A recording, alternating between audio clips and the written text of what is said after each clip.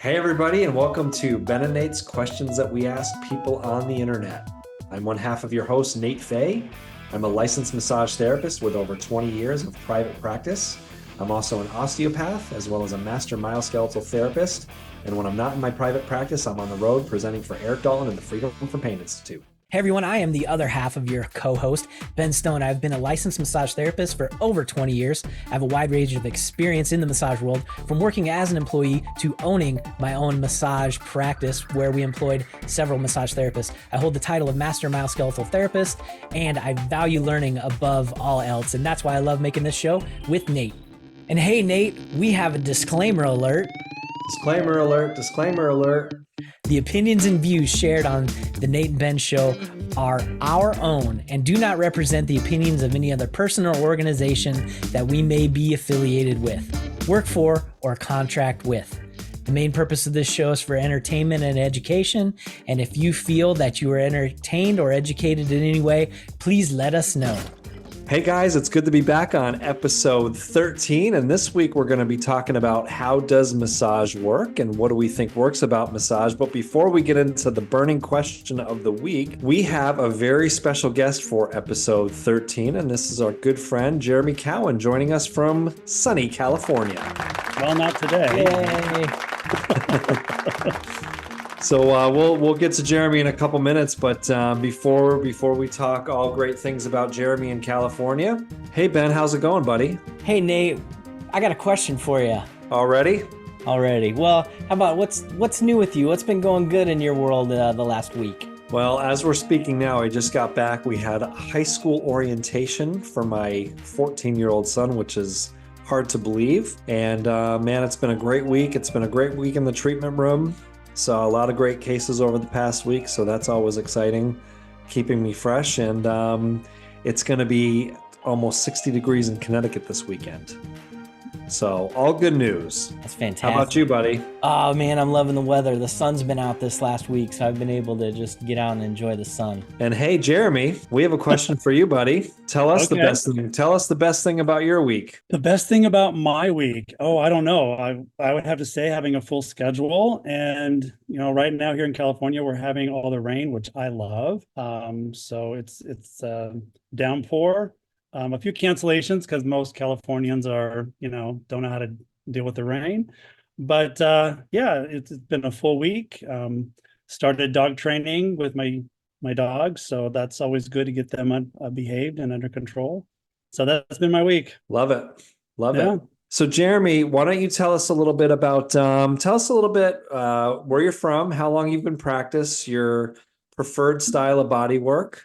Okay. And anything else that you think our viewers should know? Well, my name is Jeremy. I actually became a massage therapist back in 1989. I was at a college that did a lot of body work and a lot of healing work, trying to get people to stop smoking, a lot of hot and cold treatments, a lot of holistic stuff. And I had a massage and I just fell in love with it. And so I got certified in that. It's actually to help pay my way through college. I was going to be, of all things, my first major was singing and piano. And then I went journalism and then finally into physical therapy and became a physical therapist assistant. Did massage and body work off and on, but mostly did physical therapy. Took a break for a while, dabbled in some real estate, and then went back into physical therapy again. Absolutely hated it, started doing body work again, and had my own physical therapy practice for a while. We specialized in vestibular rehab, so inner ear disorders like vertigo, the BPPV, also as well as neurological conditions like Parkinson's, and anything to do with like movement disorders. A few years ago, me and my business partner kind of had a disagreement as to how to run the business, and he bought me out, and I ended up doing body work full time.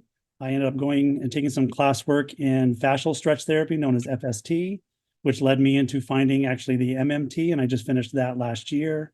And so that is the basis actually of my practice now, is the FST and the myoskeletal alignment work. And since doing that, I haven't even regretted ever leaving physical therapy. I'm busier and I'm making more money, and I absolutely love it, being independent and seeing greater progress than what we were seeing even in physical therapy. So that's kind of my journey for the last, oh my gosh, almost 30 years now in a nutshell, the Reader's Digest version, if you will. Love it. And I want to say too that Jeremy, I think I met you in Oklahoma first, and then Costa Rica That is correct. when you finished up your MMT. Uh-huh. And Jeremy's a extremely talented therapist and has a fantastic Instagram page that we'll put up at some point in this episode. And Jeremy puts out a lot of nice technique videos that I enjoy viewing myself. So it's great to have you here, buddy. That's Yeah, awesome. glad to be here. With a career that long, what's one piece of advice that you can give to any massage therapist starting out? Oh, I get asked that quite a bit. Listen, I think that would be listen to your clients. They know themselves better than you think you do. I kind of have to remind myself that it's so easy to say, or not to say, but to think in your own head. Oh, I have this technique. I have this training. I can do this. I can do this for the shoulder. I can do this for the back. I can do this for the hip. And you go in there and you start, and they're like, nah, no, that's not it. That's not it. I need something else. And if you just listen to them and listen to the body, it actually will guide you. It's easy for us to let our egos get in the way. It's like, oh, I know this, I know that. So yeah, just listen to your clients, listen to them really well, look them in the eye when you're listening to them as well, be engaged. I counted it up, Nate, and in this little group here, we have over 70 years of experience just sitting right here. I'm getting a call right now. It's from the nursing home. I think what's actually awesome too, and I say this time and time again, that I'll never forget when I enrolled into massage school. They told me plan on 10 years in this field and then you'll burn out and that'll be the end of it. So I love hearing stories like yours. I'm pushing 18 years. Ben's pushing over 20. You're over 30.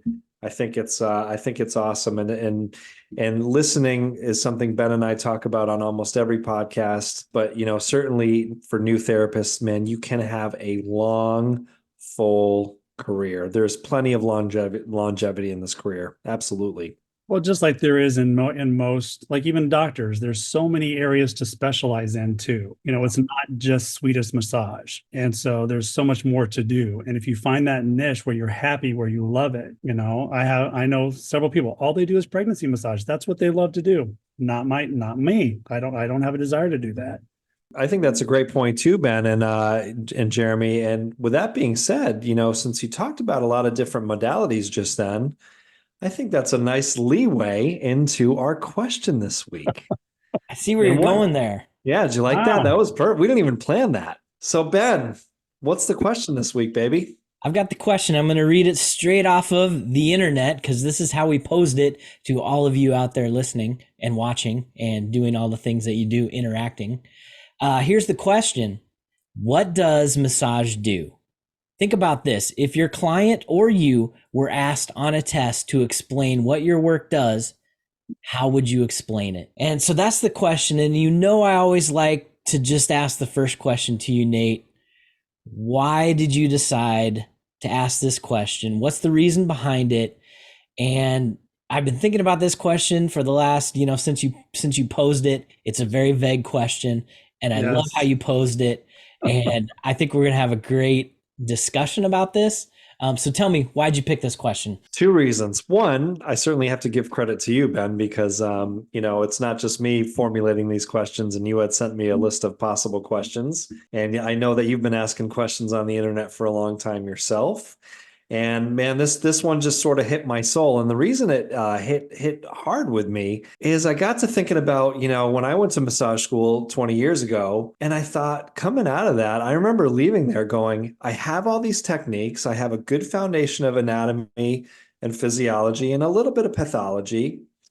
And but what am I actually doing? What do these techniques really do? It's, fast forward 20 years, the story has changed a lot. And I think it brings us to current times of what massage does. What are some of the outcomes? And it could be modality based, or it could just be the sort of stories and the narratives that have been presented probably for the last, who knows, 100 years or so. So I want to talk about that this week. And maybe we can talk about, perhaps what we were told massage did at one point in our careers, and what we talked about over the years and how our own stories changed. And we got some really nice responses this week as well. I want to start off by just saying, hey, where should we start? Number one. And I think maybe a good place to start is defining what massage is, or at least maybe start with a book definition of what massage is and then go Sure. from there. I took the opportunity and I looked up the definition from the State Board of Nebraska, and I have their definition of what massage is.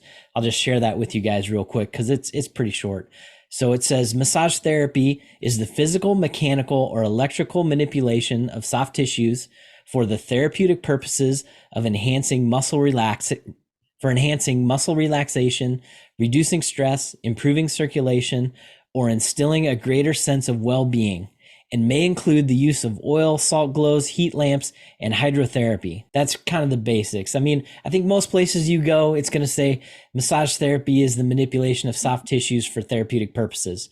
That's it in a nutshell. Yeah, and it's that's cool that you looked that up, Ben, and that's something I didn't even think about. But yeah, certainly Connecticut's definition starts just with that. When I first read the question, my first thought in my head was yes. Like, what does massage do? Yes. It kind of does a lot of things. What do I as a therapist do? It might be a little bit more limited, but what does massage in itself do? The answer is yes, because it impacts everything. It's emotional, it's spiritual, it's physical, it's our circulation. It impacts everything in my body, from all the 13 different systems of our body, and it impacts everything. So what does it do? Yes. Then from there you define, is it more mechanical? Is it more visceral, or is it more, people approach massage so differently. Some are very scientific about, oh, I only have to do this technique because the science behind this is so proven, blah, blah, blah, blah. And then you have your ethereal people that are like, oh, it's all touchy-feely. And here again, they see results with that, but it's completely different, and it might be more energy work and not a lot of hands-on, but it's still impacting the emotional or the physical or the energy of our body. So for me, it's like the answer is yes. You just have to define how that's going to be for you. I like that, Jeremy, because there's a lot of we always say there's a lot of different stories out there, and it would depend on who you ask. Circling back on that, Ben, with the sort of standardized definition and what Jeremy's jumping into a little bit as well, should we have, sort of one universal definition or way that everybody explains it? Especially with how much, we talk about science quite a bit in our field because, the research, particularly probably over the last 5 or 6 years, changed tremendously. And I'll briefly say this. I mean, I remember opening up and finding this page, skeptical massage therapists, and diving into that one night. I cried for about 3 weeks after reading through that page. And I was walking into my treatment room thinking to myself, I don't believe in what I do anymore. And maybe what I'm doing is all lies. This is one big lie. But I absorbed it and I swallowed some pretty hard pills and started sort of dissecting what people were saying and started thinking a little bit differently. I like how Jeremy answered the question with yes. I feel like we can end the podcast now because he answered it. That's done. it. It's over. Mic drop. We're done. We got some interesting answers, and I think what was interesting about the answers that we got this week were that they all sort of had to do with a client or patient oriented session. So our answers this week they stayed away. They stayed away from perhaps what techniques do. Do we do this or do we do that? And a lot of people just sort of settled on one of our classic lines that we say in Miles Scale's alignment technique. And one of our listeners wrote in and said, we're changing the brain's mind about pain through.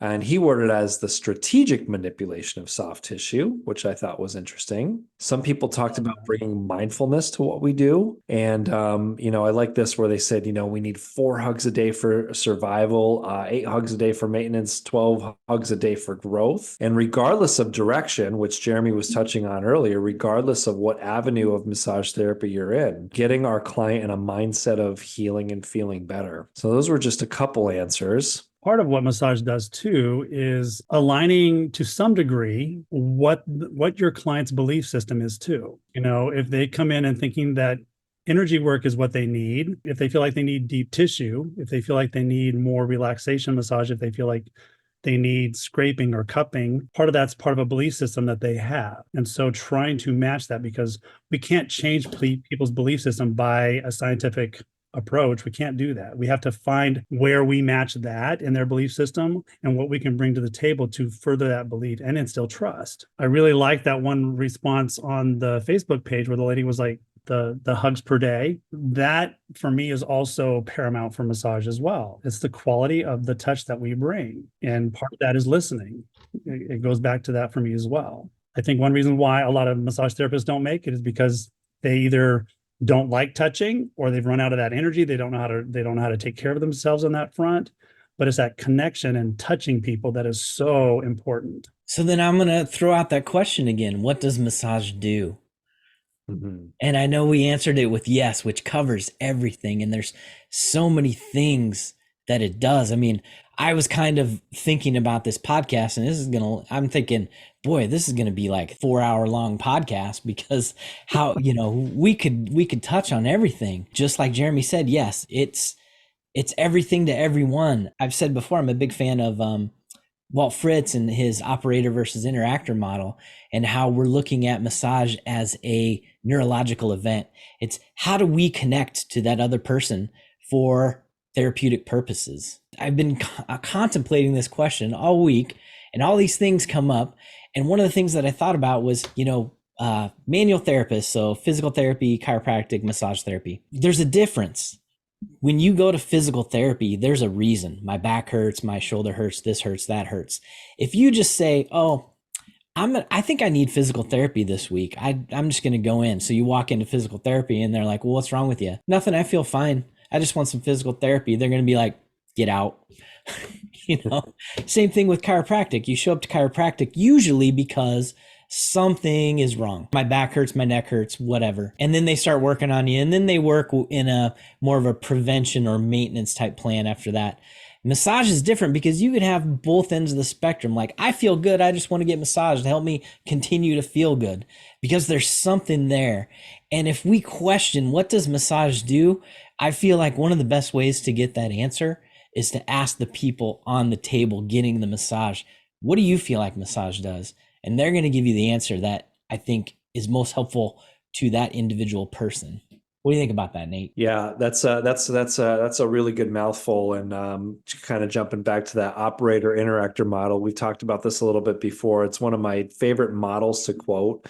And I'll usually ask people, are you an operator or with your clients, or are you an interactor? And another way to ask that question is, do you do therapy on your clients, or do you do therapy with your clients? Changing one simple word there. So there's I'm hearing two different things from both of you, and they're great things. So the question would be, the massage therapist, the trained massage therapist, right? You've been to school, you've taken continuing education, possibly, and followed a niche and stayed that way, or you've expanded out and did that. Then there's your client. So we could ask our client what they think massage does, and then we can go off the narratives of what people have thought massage has done from back in the 60s and 70s, from the Rolfing days, to perhaps things changed in the 80s, right? And there was maybe this almost renaissance period of massage therapy. And now we're kind of going into this like like as a musician, I always think like new classical, like things are just sort of changing and dissecting and dissolving and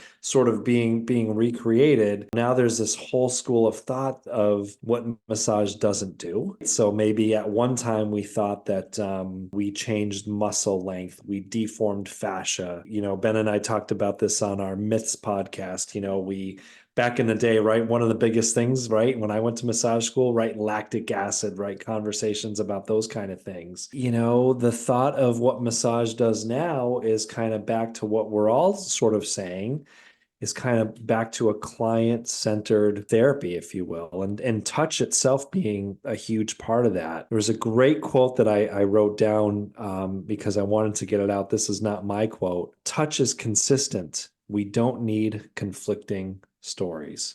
Oh, nice. I love that. Yeah, that one hit hard with me in regards to tonight, because every massage therapist, we all touch people, and it's hopefully fairly consistent, but we all have conflicting stories, and our clients have very conflicting stories about what's being done. a client might come in one day and saying they need one thing, and so you do that, and then come in another time and they need something else. I think that's one of the things that's beautiful and gives us as massage therapists freedom to be a little bit more creative.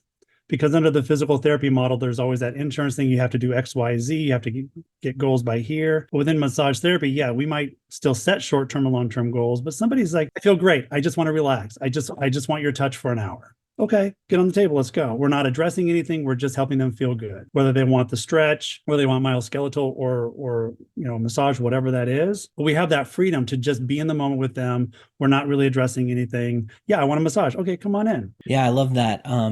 And going back to the connecting with our clients, say someone comes in for shoulder pain, they can't lift their shoulder up, and how do we approach that? Are we looking at, am I working on, let's call the client Jane. Am I working on Jane's shoulder? Am I working on the shoulder problem? Or am I working on Jane the person? Because you can't just separate out the shoulder from Jane. You've got to work with Jane on the shoulder together to come to some sort of therapeutic outcome. What does that say to you? It says just that, man. And I'm gonna kind of do a Quentin Tarantino movie on this. So, Jeremy mentioned COVID, right? So, I was shut down. I was shut down for about 6 weeks. And they weren't really 6 real weeks that I was shut down. And, when massage therapy got back in action, I would say, let's see, COVID probably started mid-March, March 20th or something like that, where the official shutdown happened. It was probably like right after Memorial Day. Now, I've always had a full practice, right? We're just one person. Everybody in this podcast, we're all just one person. There's only so many hours in the day. And everybody out there has their own amount of clients that they like to see per day and per week, right? So there's only so many hours in a day and so many hours in a week to see so many people. And, for many of us here, your schedule is booked out with your regulars. New clients are waiting X amount of time. Well, COVID, it was insane. I was starting to book out, 3-4 months down the road, which I don't even like doing that, anyway, but that's a whole different podcast. And it's just since then, it peeled back a little bit finally, but I think it almost took the 3 full years for that to sort of peel back a little bit. But at the end of the day, back to this fundamental of what we do, people missed touch. New York Times even wrote an article about that, how massage therapy would be this huge up and, sort of having this reborn effect. But back to Ben's question, and back to Ben's what you talked about there. Yeah, man, it's at the end of the day, if Jane comes in with that shoulder problem, we can be smarty pants and we can think about all the cool techniques and we can think about the cool assessments. Some of that, Jane's going to hope for her outcome, but like Jeremy talked about, we have to listen to that story. And in order to listen, you have to start hearing different cues. What are people saying to you about their particular shoulder? Even though we answered the question, what does massage do, with a big yes, one of the things that I like to say that massage does is has a very temporary neurophysiological effect on the body. Now, that's a fancy term to say that our work is potentially temporary, because at the end of the day, if Jane leaves your office, Jane goes back to being her. So what happens next? So it's listening to those cues of Jane's history, possibly what that person's doing during the day, during the course of their week. And we have to take those key points so that we can start working on, back to that whole person idea, to work with her. Yeah, it's like, why does her shoulder actually hurt? Is she carrying a baby on that side? Is she undergoing chemo for breast cancer? And so that shoulder's tightening up because of chemo and radiation. Yeah. Is she potentially being abused? I see that periodically. I'm not going to lie. It's not always an easy and comfortable situation, but it's about, here again, paying attention. What is she not telling you through her body language that you might need to address? So far, we've talked about what massage does, being, power of touch. There's an element of listening in there. So with that being said, with this portion, is somebody brought up that we're bringing body awareness to people, right? We're making them more aware of their bodies, and we're making them more aware of potentially solving their own issues. I had a client today come in and she's had like this forearm thing going on and she comes in today and she solved her own problem. She's like, I'm not left-handed. I don't do anything with my left hand. She says, but it hit me. I walk my dog every day for 2 miles and I tie the leash around my elbow and now he's pulling me down the road. Well, she solved her own problem. Our last conversation at our last session was, I want you to go out into the world and start thinking about what you're potentially doing with that arm, with that elbow, with that hand and wrist, and seeing if you can solve it yourself. And so, what does massage do? Well, now I think we can add into the list, it brings body awareness to people. It brings awareness to people's body. Eric talks about this a lot, right? That sort of amnesia that starts to happen, man. Like, and not to quote my guy Quentin Tarantino, right? But in Kill Bill, wiggle your big toe, right? That whole scene there for those that Right. remember that. And she's in the truck and she gets her big toe to wiggle. Go ahead, Ben. You got something to say, my brother. We talked about this earlier. Is pain learned? And I came across something interesting, an article, or maybe it was a video. But anyway, this psychologist was talking about learning pain. And apparently it is a thing.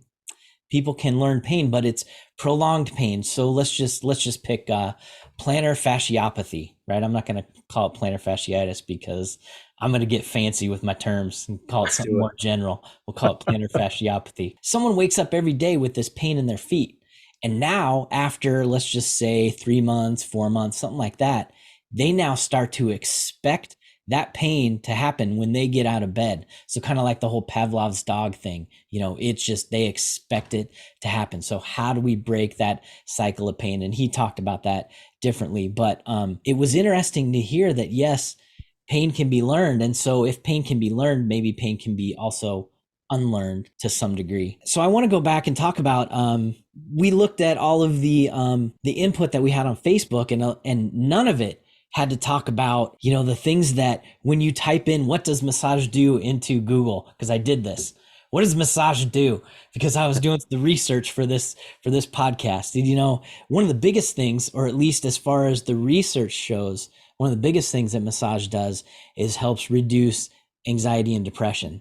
That's where massage shines, at least in the research world. There's a lot of research that suggests that massage can help with low back pain and this and that, but it's not really concrete and it's just not that great. But it was interesting to me that not very many people really went into that realm. Like, what does massage do? Oh, it helps with low back pain. It helps with this. It helps with that. What do you think about that, Jeremy? Well, I was just going to say, I think my question to all that is, yes, it does help, but is it helping because it's actually somebody's being touched? So it's like, do we break out of pain cycles because somebody's actually being touched maybe for the first time in a quality and in a professional way, or they're just finally getting that human contact? So my question would be, how does that touch impact that addiction to pain or that learned pain behavior or whatever that is? Because somewhere along the line, they've learned that they get some kind of feedback, either neurologically or with that dopamine fix of having that chronic pain, living in that victim of that.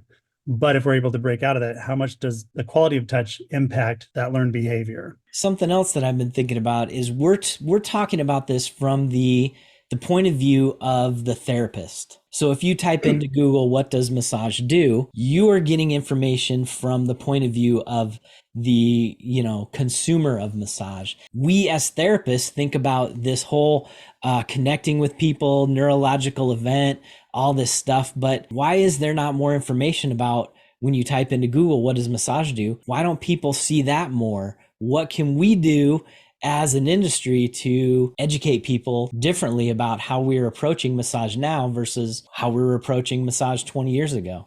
You and I have said this countless times, the story's changed and it's going to change in another 20 years. And right now, the story is riding on things about, we've touched on some of these points, right? Listening, huge factor in the ability of somebody to get better under one's care. That's been researched time and time again. And I just so happen to be writing a book about it right now. 3 chapters written. Yes.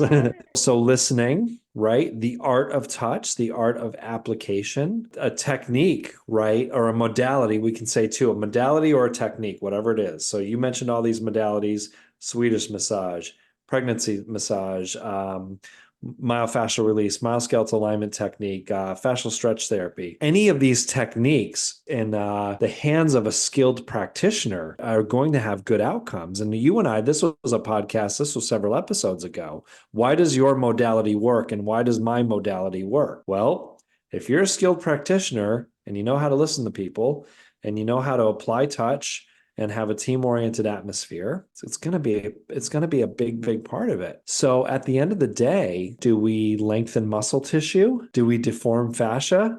Are people scared? And I don't mean us three, but are people scared to answer those questions publicly? Are they scared of being, possibly chastised, or are some massage therapists that maybe sat back and choose not to answer this question, are they just as confused as everybody else is about what we do? We learn all of these techniques, modalities, all these things, and then yet we talk about how massage is connecting with people. And at some point, you have to apply something. So you have to go back to your training and say, well, I don't know what else to do, so I'm going to do this, but I'm going to do it with you, right? We're going to do this together. I find myself often falling back on, okay, I was trained to look for this, so I'm going to look for this. And based on this is what I'm going to do. I don't know if this is going to help, so I need you to help guide me through this as you're working with somebody. If you stop and think, why is the diet industry, like diet pills and diets, like the keto diet, the all meat diet, the vegetarian diet, all these different things, why is that so popular? And the reason is because it has helped someone. It has been effective for someone. And I think as a body worker and as a massage therapist, I don't necessarily need to be proficient in all of that. I should have a good pool of resources for those that want to have a specific diet, if you will, or a specific type of massage. But the more well-rounded I am in techniques and a referral system and modalities, the better I'm able to pull from as I listen to my client and or to be able to refer out. I loved what Eric Dalton said. He goes, why do we have so many techniques out there? Because they work for somebody. And it's like, some people, all they want is cupping. Some people, all they want is Graston or IASTM. All some people want is sound baths. Okay, that's what you want. Some people want tuning forks and vibration on their body. Okay, I can do all of that. But here again, it's listening to what they want. Somebody comes to my practice, right, and says, I just really need you to cut me. I just need this. And I might ask the question, okay, well, why do you need that? Well, because that's all I've had done over the years. Now, I personally don't do cupping. So me being me, I'm going to ask the question back, and Ben and I asked this last time. Well, how does it work for you? Well, I feel better for a few days after my session and then, I need it again. Cool. If that worked for you, do you think that you really should need that again? If it truly worked, then why are you here? Sometimes the question that I ask. So there's an element, and somebody did say this. Somebody said, right, if somebody commented, our good friend Barb from New Hampshire commented, like if I want chocolate, you do have to give me chocolate. But perhaps I want to educate you on why chocolate's not always like the best thing. I'll also always ask permission from people. Is it okay if we just have a quick little education moment? Because I also don't want to displace my beliefs on them where they shouldn't be placed. So there's got to be appropriate times for that. If we look at the history of, and we can talk about chiropractic, osteopathy, massage therapy, physical therapy, and the evolution of what practitioners thought they did at one time, particularly in chiropractic. I see this being talked about a lot right now, and they're trying deeply to change this, right? The subluxation theory, the terminology of subluxation, and what that possibly meant 100 years ago, and how that term's not necessarily the correct way to explain something, or what perhaps a chiropractic adjustment truly does versus what was talked about for a long time. There was a lot of magical things that were talked about, just like in massage, behind an adjustment. And so I think sometimes it's also okay to say that, what, these techniques perhaps, don't do this or don't do that, but they can have a profound effect on the body. And going back to what Ben said earlier, why do we discount, the fact that massage is stress relieving? Why do we dismiss the fact that massage can be relaxing or can reduce anxiety or depression? those two things, particularly the last two that you brought up, Ben, stress and anxiety and depression, that's huge. That's really profound. And what a profound effect that is. Stress, anxiety, and depression, if those are inputs to our body, how are they coming out of us? Perhaps in the form of things that we like to talk about: posture, movement, pain. Yeah, I like to think if there wasn't value to what massage does, we wouldn't have a job. I also looked at this question, what does massage do? And I came up with a list of Ben answers, and I'm going to share some of those with you. So these are some, I looked at it from a different point of view because we look at what does massage do? Well, it does this, this, this, and this. Well, here's some of Ben's answers. Massage gives thousands of people the opportunity to have employment and to make money. So it makes massage therapists. That's one thing it does. It allows us to talk about massage and make this podcast. That's another thing that massage does. It also gives people a purpose. So people having a job, being a massage therapist gives us a purpose, reason to get up in the morning. That's another thing it does. It creates jobs in the form of massage therapy schools, massage therapy continuing education, all the companies that print the books that massage schools use to give to their students. So that's another thing that massage does. It creates a field, an industry where the amount of learning is almost never ending. You can learn about massage until the day you die, and you'll still never know it all because the body is just endless. And I think we already talked on this, but massage just makes people feel better. That's just a short list of what massage does, a Ben perspective. Well, at the end of the day, I think massage does a lot of things. Like Ben said, like Jeremy said, like I talked about a little bit tonight. I think it's okay. I think it's ultimately okay to sort of reduce some of our narratives a little bit and kind of back to our quote, right? Touch is universal, man, and it can be consistent, and we don't need to have conflicting stories of what it does. So what's a big takeaway from what we talked about tonight, Jeremy? What's one of your big takeaways? I'm going to say it's going to be the quality of touch. Yeah, I think that's what people hunger for. It's what they really look for. And as a result of that, it does bring about stress relieving moments and can help people reduce their anxiety. And yeah, that's my takeaway. One of the things that when I guest speak at a local school here in a massage school, I always lead my talks by saying that touch is a holy thing. And I don't necessarily mean that like a church, like going to church holy, but coming into the presence of another human being is so powerful and can be so moving.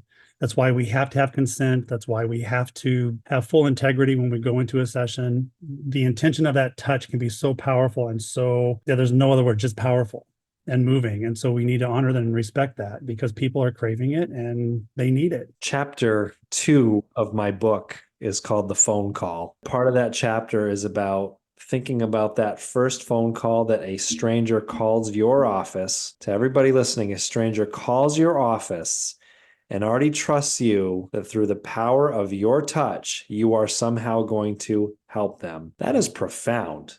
When you really think about that, when you really think about that some stranger is going to come and trust you and pay you money, that they trust you, that by the art of touch, you're going to somehow help them. And there's not a day that goes by that I don't forget that at all. It's easy to take for granted when you're in it. And when you're in the trenches all day, I think it's pretty powerful. That is huge. That therapeutic alliance that is sometimes referred to, gaining people's trust, huge safety, trust, all that stuff. What's a big takeaway for you from what we talked about tonight, Nate? Well, I think what I learned tonight is that, given what we talked about tonight and given the answers from our listeners, is that people are kind of reducing and deconstructing what massage they thought massage does, to really back to that art of listening, the power of touch, and the power of bringing body awareness, and just really leaving a lot of that kind of fancy stuff out that gets all those Instagram influencers millions of views. The guys and gals that put I always say, their barbecue gloves on and their backwards hat and say something really fancy and sciencey. That's like a turnoff for me in this part of my career. What would be your ideal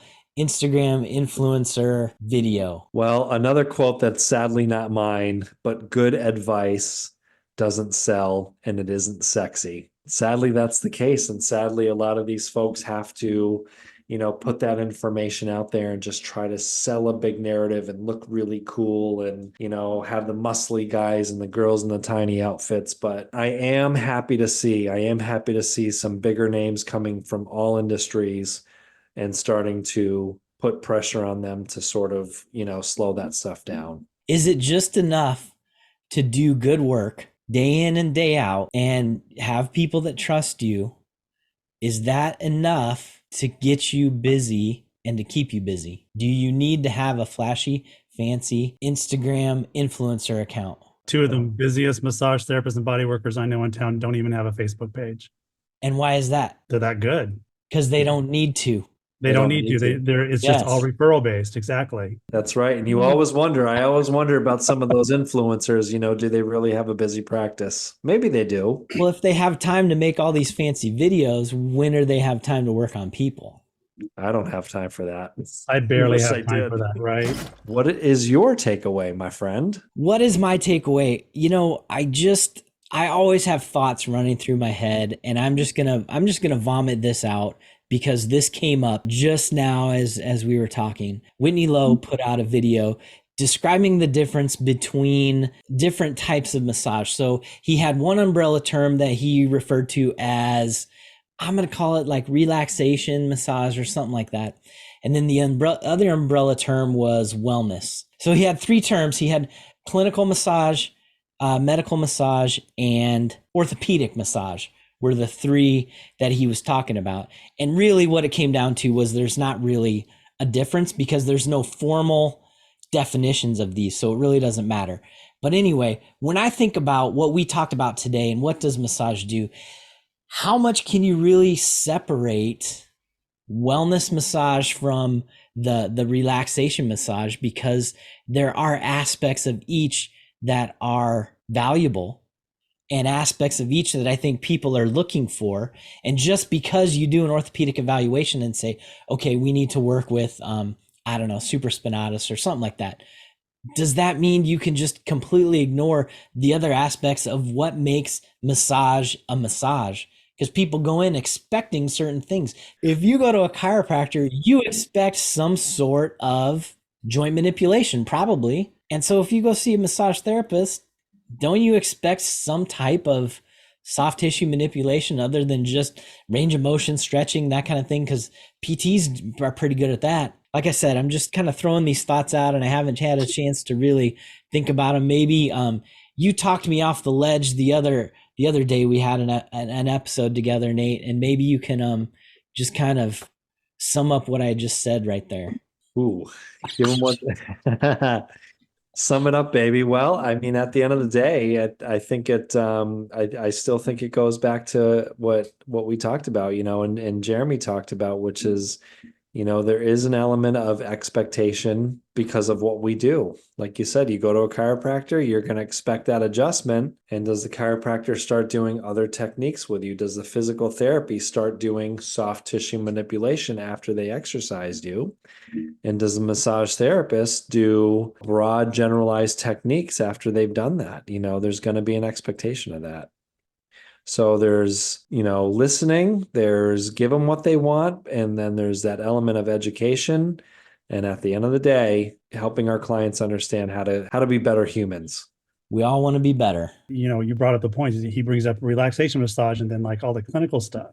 But isn't relaxation kind of medical too? Because we live in such a high stress world, we need that relaxation to take care of our physical and mental health. Like to me, it's all blended as well. So yeah, it definitely is, man. I love this. It is, Jeremy, and I think that I oftentimes when I'm in classes, I'll hear other therapists say, I don't do relaxation and I don't do foofy massage. And it's like, well, why is that a bad thing? And even the thought, like, think about this too, right? Licensed massage therapist, LMT. I see more and more massage therapists almost not even being like sort of proud of that. And they have to put other letters in front of their name. We practically don't even call ourselves massage therapists anymore. We say manual therapy. I hear more therapists throwing that around, or I do this, or I do that. And I say, man, be proud, be a proud licensed massage therapist. Be proud of this stuff. Absolutely. I do that type of massage. people come in and ask me if they can relax, and I say, sure, I'm your guy. Put on the Enya, baby. Bust out a couple cucumbers, chop them up. That's right. A little spray bottle. Yeah. Hey, Jeremy, where can our thousands of viewers find you on social media? I am on Facebook, Active Stretch Therapy. I have 2 accounts on Instagram, my personal, which you're welcome to follow, which is about me and my dogs and my life. JC Stretch is what that is. And then Active Stretch Therapy on Instagram. That's where I do most of my working. And then also ActiveStretchTherapy.com is where my website is. So, and what city are you in California? My office is located in Old Town Pasadena. It's a little bit a ways, like 20 minutes from downtown LA. Hey, let's hear it for Jeremy, everybody. Hey, thank you so much for having me. Applause. Thanks for being here tonight. I appreciate it. Yeah, man. Hey, everybody. Thanks for tuning in for another episode of Ben and Nate's Questions That We Ask People on the Internet. And how can people find us out there? Just go to our Facebook page called Ben and Nate's Questions That We Ask People on the Internet. Find out the question of the week and interact with us and let us know what you think and submit your own questions. Where else can they listen to us at, Nate? You can watch us on YouTube if you want to watch our episodes. You can also tune into one of your favorite streaming services such as Spotify or Apple Podcasts. Thanks for watching, everyone. Thanks for watching. See you next time.